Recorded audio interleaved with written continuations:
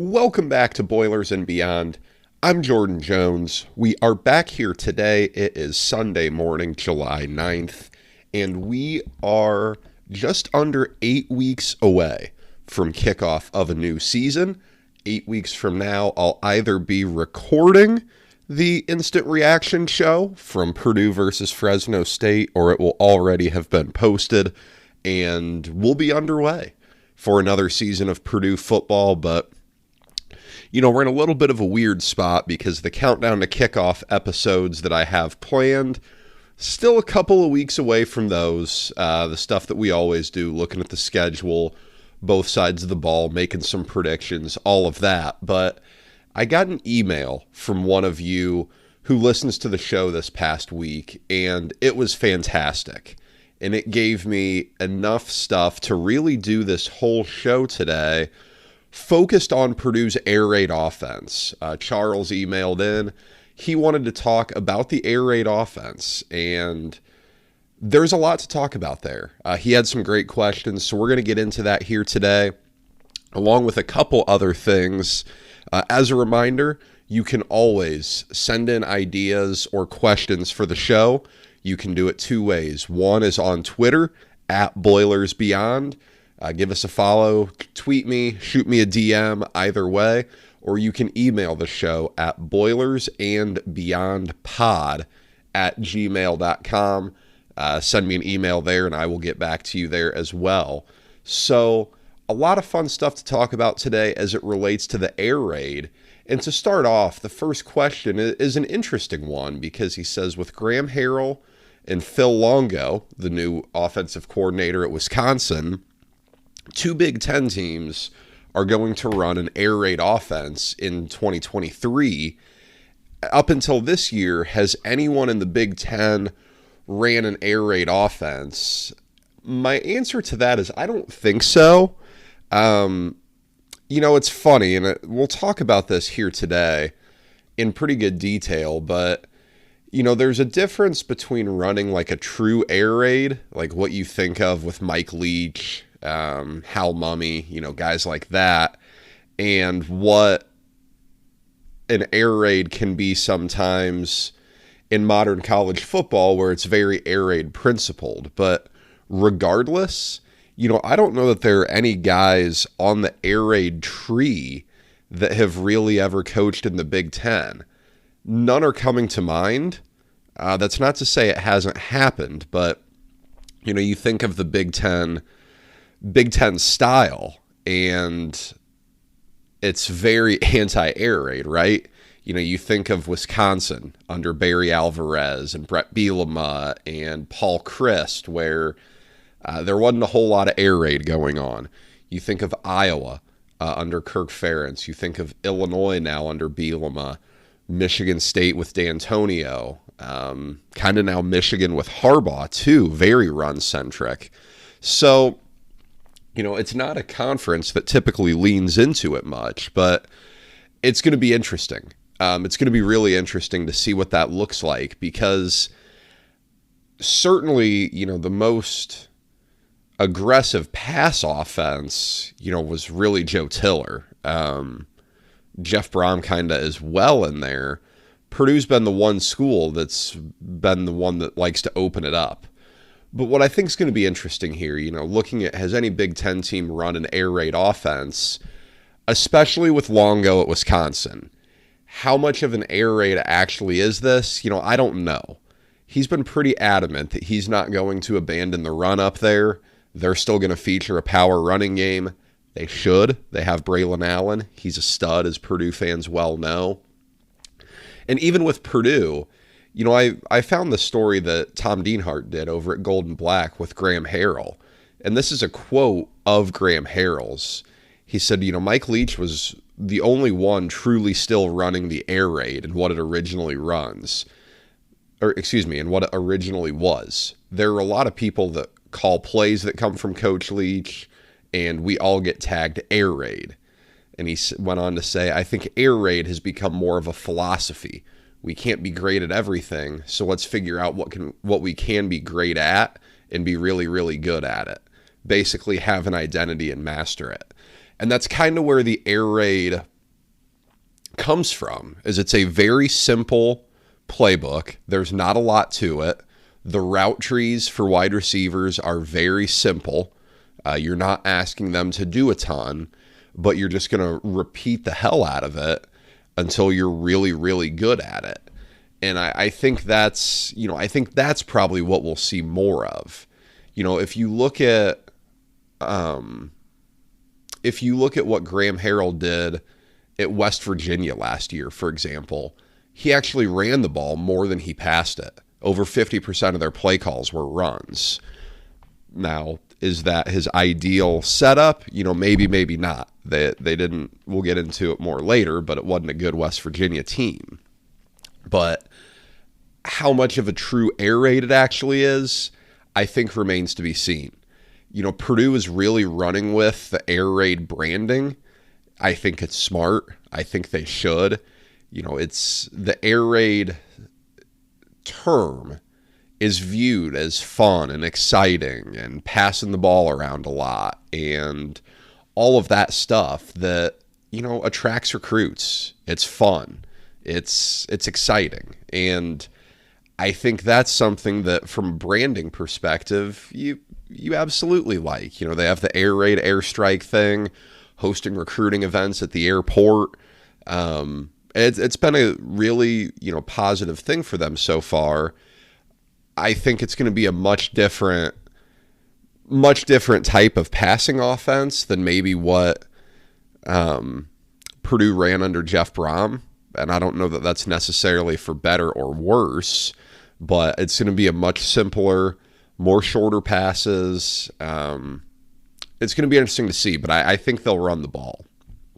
I think I don't want to say it's an air raid in name only, because there are real air raid principles that are going to exist in Purdue's offense. But I don't think anyone in the Big Ten is going to try to go out there and throw the ball 70, 80 times a game the way Mike Leach, was very okay with doing during his tenure. Question 2 of the air raid was, will the air raid offense work in the Big Ten? And I think this is where it gets interesting. I think what Purdue and Wisconsin are embarking on, an air raid passing offense blended with a traditional run game, I think that can absolutely work. I really do. I don't see any reason why it can't. I don't think it's as drastic of a change in terms of what a school is running as what happened in 1997 when Joe Tiller came to the Big Ten and brought in the, basketball on grass. I don't think this is as big of a change just because the game has changed so much that, while Ohio State doesn't run an air raid necessarily, and Maryland doesn't, and Purdue under Jeff Brom didn't, those were still pass-heavy teams. So it's not like it's a real different look. I think it can absolutely work. To what degree? It all depends how all in on the air raid you're going. I think if you were to look at going all in on the Mike Leach air raid, I'd have my doubts just because the Big Ten is such a ball control conference. You've seen some of the difficulties that comes with having a very pass-centric offense playing in traditional Big Ten weather. Not to get too much into the past, but, I think we're all well aware of how Purdue's teams over the past 6 years fared when the weather wasn't nice out. When it was rainy, when it was really windy, when it was, bitterly cold, Purdue really struggled at times under that because, the traditional pass isn't there as much. You still need, really, really, really talented players to go out and beat an Ohio State, a Michigan, Penn State, soon to be Southern Cal, who kind of runs an air raid themselves. And I don't think anymore a air raid style offense is enough of a differentiator to just make it night and day. You look when Mike Leach was at Mississippi State, They were good. They competed in the SEC, finished middle of the pack in the West. But every year when Mississippi State's air raid went up against Alabama, they just got utterly clobbered. Those games were as ugly as football can possibly get with what Alabama would do to Mississippi State. So, I think I'd have my doubts if you were going all in on, the pass it a million times type of offense. But, I think something like this, where you're just really embracing the air raid passing concepts and, throw it around a bit, yeah, that can work. I have little doubt. If you have good players and you have good coaching and good development, you can win running about anything. You can get, to 6-7 wins running about anything, I think. What level you can win at is really dependent on the level of talent you can get to that school and your quarterback play. If you have a transcendent quarterback, then you can reach new heights. And if you're at a school where you can bring in 4 or 5-star recruits, have over half your roster as 4 and 5-star recruits, the ceiling is, pretty high.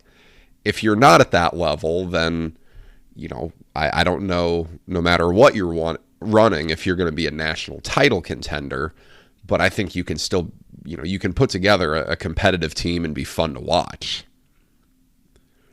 Number 3, and this is one that I've not really heard much from Purdue fans, but I think it's very reasonable, and it is Graham Harrell's track record. Charles says he is optimistic about Graham Harrell. However, he struggled at Southern Cal and in one season at West Virginia.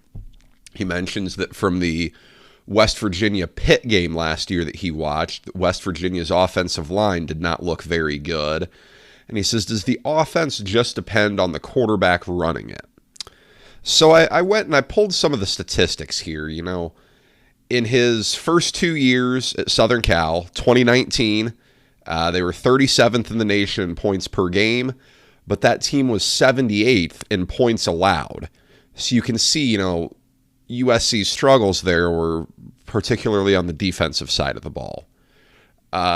You take the COVID season in 2020 for what it's worth, but that Southern Cal team, 31st nationally in points per game. They went 5-1.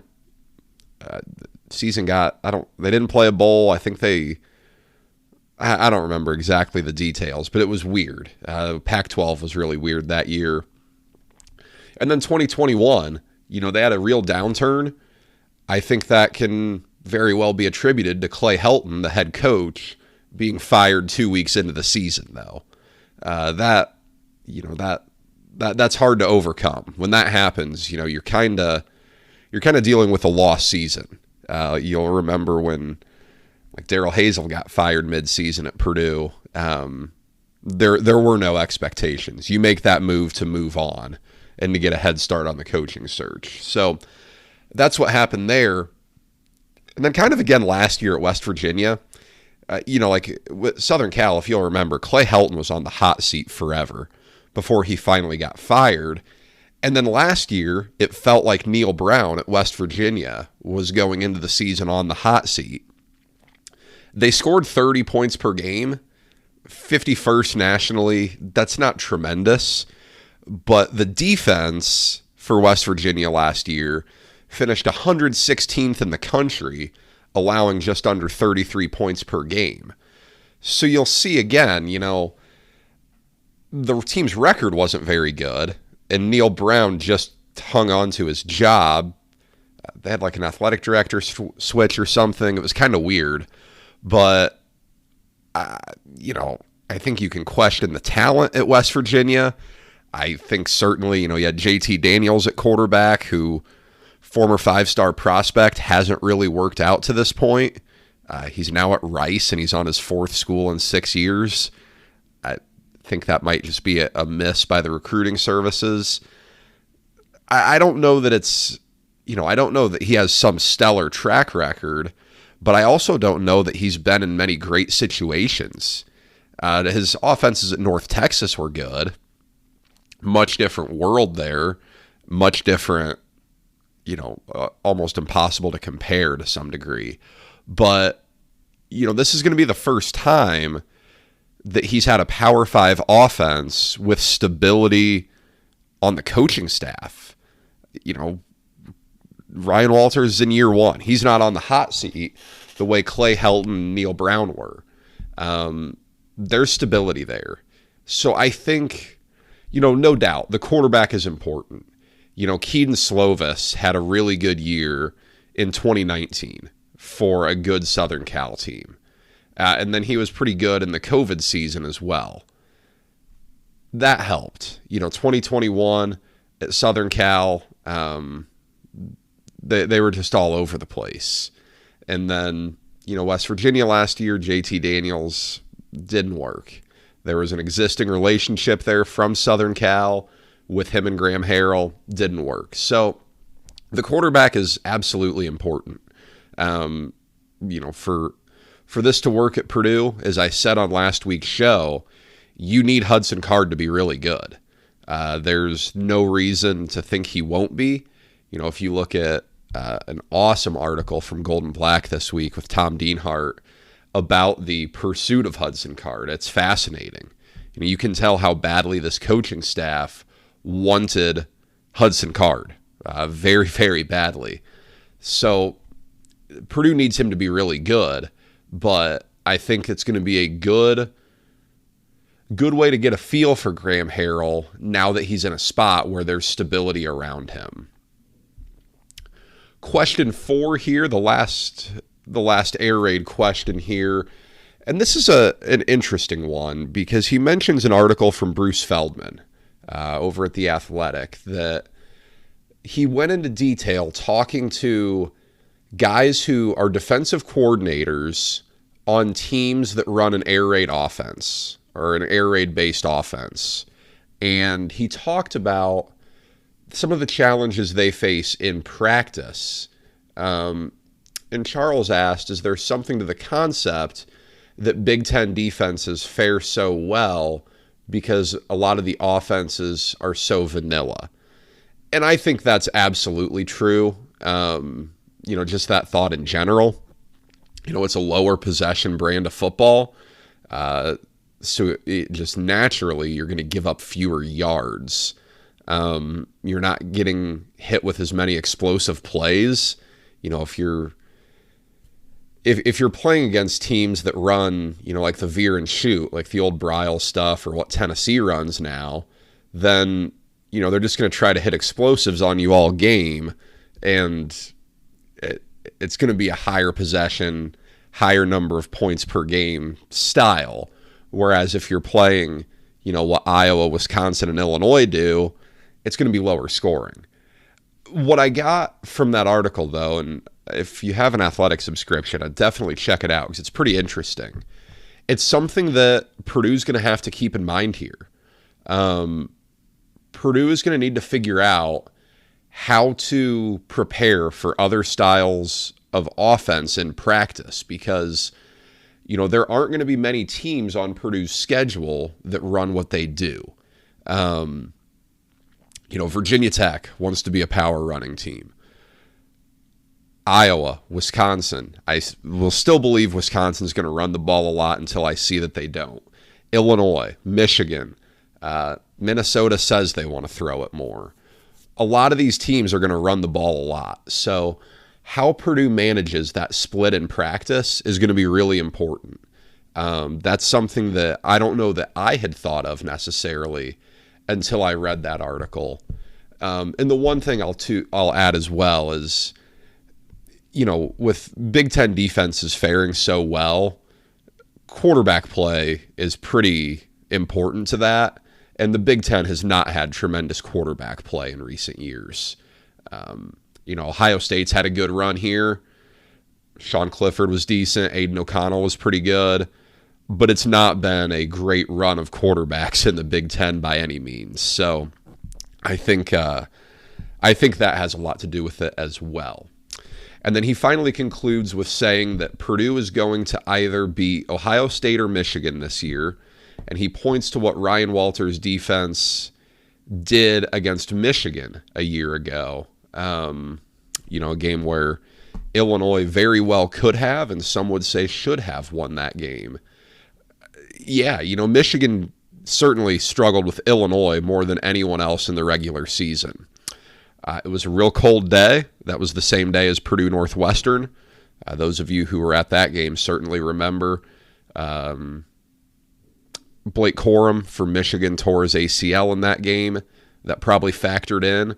But what Illinois had on the defensive front with that combo of Johnny Newton and Keith Randolph, that was able to slow down the run game. I respect the boldness here in this prediction. I think it's going to be an uphill climb without a doubt. I look at what Purdue did against Michigan last year, and Michigan gets the vast majority of that team back.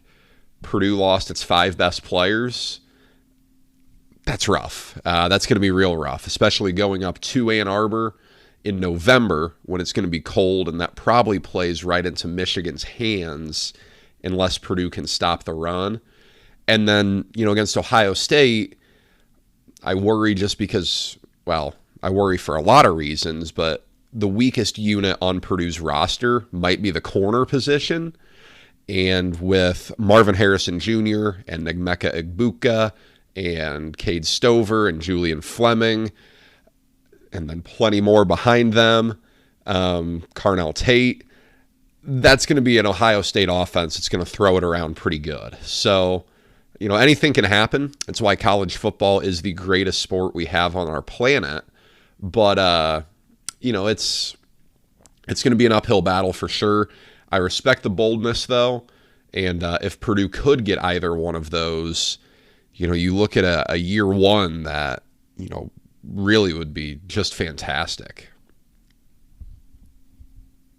I had a question as well, emailed from a longtime listener, Brian, who asked about the biggest win against each Big Ten opponent. And, I don't know that I can go too deep onto this because I really don't have much knowledge, at least of the minutia of things, going back past the Tiller era. Obviously, I'm well aware of the Mollenkopf era success with Bob Greasy, with Leroy Keys, with Len Dawson. Got that. Jim Young, late 70s into 80, very good. Whole lot of nothing between that and Tiller. But so I'm just going to go at least here with recent memory. A lot of these biggest wins come from 2000, if we're being honest here. Michigan, Purdue beats them at home on a wild comeback. Travis Dorsch flips the bird to the student section on his way out. Iconic. Kept Purdue alive. I think they were 3-2 going into that game, I think. And that kept the Rose Bowl season alive. Ohio State, I will, 2000 is going to be bigger than 2018 just because Purdue did something in 2000 that kept the Rose Bowl alive. That's a lot bigger than keeping the Music City Bowl hopes alive. For as big as 2018 was, the Drew Brees to Seth Morales pass might be the most iconic moment in Purdue football history. I'll go 2000 there. Wisconsin, might be 2000. The blocked kick in overtime to win the game, as iconic as it comes. That was huge. Part of that stretch in October where Purdue really had to go undefeated, and they did. Wild stuff. Indiana, you could probably say 2000. Just look at iconic. The picture of Joe Tiller and Drew Brees. Drew Brees has the rose in his mouth. The crowd's on the field. I'll put 2017 up there too. Just one of my favorite days at Ross-Ade Stadium in my lifetime. Purdue gets bowl eligible, beating Indiana in a 5-6 versus 5-6 game. You look at the ranked wins in 2021, Iowa and Michigan State. Those were big. Maryland in 2022, I guess. There's not much history there. Minnesota and Illinois, Purdue went on the road and beat them both ranked last year. that's probably up there. Those might be it in recent memory. Unless you want to go, complete sicko mode and remember the Daryl Hazel classic overtime ice the kicker win in Champaign in 2016. Just great stuff there, I say with plenty of sarcasm. Nebraska, I don't know. I mean, 2021, Purdue went over there as 7-point dogs and won. Northwestern was pretty decent during the Drew Brees era, so I'll give you one of those. Purdue went up to Penn State in 2004 and won. They kept the undefeated season to that point alive. I think that got them to 5-0 the week before the unforgettable Wisconsin game. And then Purdue's never beaten Rutgers, so that ends this segment on a bit of a sour note, but Purdue has still yet to beat Rutgers in its program's history. And then finally, on the show today, we're going to wrap up with a tweet that I got from Miles, one of our show's biggest supporters. Always appreciate him. Talking about the in-game atmosphere at Purdue. It's something that has come under the microscope a little bit as Ryan Walters really projects a bit of a cool factor into the program that it's never necessarily had, but Purdue still plays shout after the third quarter. And he wanted me to talk a little bit just about my thoughts on shout. So I agree with this wholeheartedly. I've been going to games at Purdue as long as I can remember, dating back to the early Joe Tiller years. And I can count on one hand the number of times that I've really seen shout be cool since like Kyle Orton or Curtis Painter left the program. Like Notre Dame 2009, I remember that. That was rocking. Purdue was driving. I think they came out and scored to go ahead to start the fourth quarter. That was cool. It's largely been a bit of a bummer since then. It's not something that people get into. It is a good way for them to get alumni back. I'll acknowledge that. They have the guest leader of shout every week. I've been a long advocate of dumping shout just because I think it's really just not that exciting. It's not as bad as the Go Boilers chant that they do. I think that's after the first quarter, from the east side of the stadium to the west side of the stadium, yelling, "Go Boilers." That's brutal. That's really bad. But look, I don't have some great idea of a way to suggest, a change for it. Like I've heard folks say crazy train or come on ride the train. Getting into pretty old music here. Not that it doesn't work. You look at some of the cool ones, like mentioned, obviously Jump Around at Wisconsin is probably the iconic one. Dixieland Delight at Alabama is cool. Like with entrances, Enter Sandman at Virginia Tech is cool. I think an entrance is probably something that Purdue could replicate and do something cooler with better than the third quarter, because everyone's excited for the entrance. End of the third quarter, it depends how you're doing. You can have something cool at the end of the third quarter, but if you're struggling, it's not going to work. I think Purdue could do something cool with the tunnel to make it their thing. You're not going to make it Nebraska's tunnel walk, obviously. You don't want to just rip that off playing serious, but there are probably cool things you can do with the tunnel. But the biggest thing I'd say, if you're going to find something new to be a thing, you have to have good buy-in from the students, because they're the lifeblood of any crowd.